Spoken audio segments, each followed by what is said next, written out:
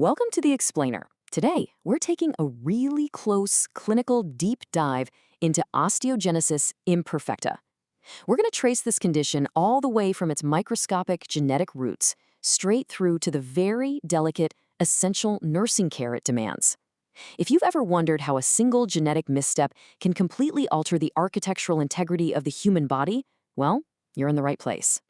Here's our roadmap for today. We'll start by understanding osteogenesis imperfecta, recognize the clinical symptoms, classify types I and II, look at medical and surgical management, and wrap things up with essential nursing care. Let's get right into it. Section 1. Understanding osteogenesis imperfecta. We really need to look at the foundational what and why here before we even start thinking about treatments. So the most crucial thing to grasp right off the bat is that osteogenesis imperfecta, or OI for short, isn't just a disease where bones happen to break. It's actually a profound systemic fragility disorder. It's an inherited condition, usually following an autosomal dominant pattern, where the actual process of bone mineralization is faulty. The bones literally just do not build themselves with the correct density or structure, which leaves them incredibly susceptible to fracturing under even the slightest bit of stress. And when we zoom into the cellular level, we can see exactly how this happens. Most cases of OI trace back to specific mutations in either the COL1A1 or COL1A2 genes. Why do those genes matter so much? Well, they're responsible for coding type 1 procollagen. You can think of type 1 collagen as the vital scaffolding of a healthy bone. When these specific genes are defective, that scaffolding is built completely wrong, and the entire architectural integrity of the skeletal system is compromised. Moving on to Section 2, recognizing the symptoms. Let's see how this microscopic genetic vulnerability actually looks when you're interacting with the patient in a clinical setting. Since collagen is literally used everywhere in the body, the signs of OI go way beyond just broken bones. Yes, you'll see varying degrees of bone fragility, deformity, and often a noticeably short stature. But you also get these really striking connective tissue signs. A classic one, blue sclerae. This happens because the whites of the eyes are actually so incredibly thin from the lack of collagen that the dark underlying veins show right through, giving them a bluish tint. Patients might also experience hearing loss, which usually shows up a bit later, typically in their 20s or 30s. And you might also notice Osteogenesis imperfecta, which essentially means their teeth are hypoplastic and unusually discolored. Section 3, classifying types 1 and 2. There are actually at least 12 different described types of OI, but we're going to focus on comparing the most common form right alongside the most severe.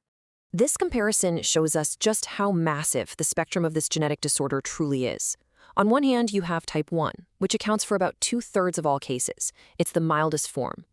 Kids with type 1 generally reach a near normal height, and while they definitely have those characteristic blue sclera and experience fractures, those fractures mostly occur before puberty and then tend to trail off. Then, on the totally opposite end of the spectrum, we have type 2. This is the most devastating manifestation. It's considered lethal, often resulting in stillbirth or death in very early infancy. And it's characterized by profound bone fragility, where multiple fractures are already present the moment the baby is born. Section 4. Medical and surgical management. Facing such profound structural vulnerabilities, especially in the surviving types, how do we actually step in and help? It's a really daunting challenge. Because this condition is baked right into the patient's DNA, we obviously can't cure it. Instead, our clinical focus shifts entirely to structural stability, promoting normal development, and meticulously preventing further harm. While supportive care has historically been the baseline, modern therapeutics have made some huge strides. The use of IV pimodronate, which is a bisphosphonate, has become pretty standard.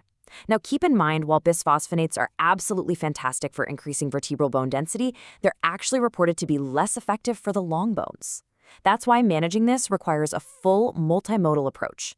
We rely heavily on physical therapy to strengthen the surrounding muscles because stronger muscles help improve bone density and prevent disuse osteoporosis.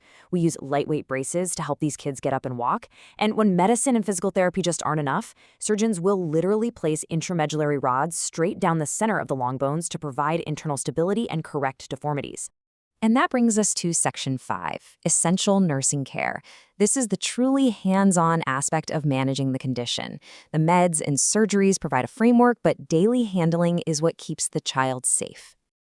Every single action a caregiver makes has to deliberately support these 3 rehabilitative goals. We've got to prevent positional contractures, stop muscle weakness in its tracks, and ensure the lower joints stay perfectly aligned so the child has the best possible chance of bearing weight and walking down the road. This means kids with OI require an unbelievable amount of care and mindfulness whenever they are turned, positioned, or moved. I really want this specific detail to stick with you. Even something as totally routine and seemingly gentle as changing a diaper requires a complete shift in technique to prevent a devastating fracture. Lifting an infant with severe OI by the ankles, which, is a completely standard practice for a healthy baby, can literally snap their fragile bones. You have to carefully scoop them by the buttocks instead. It takes profound mindfulness, but at the exact same time, it's so important that caregivers and nurses aren't so terrified of causing a fracture that they avoid touching the child altogether. These babies absolutely still need compassionate, loving handling just like any other patient.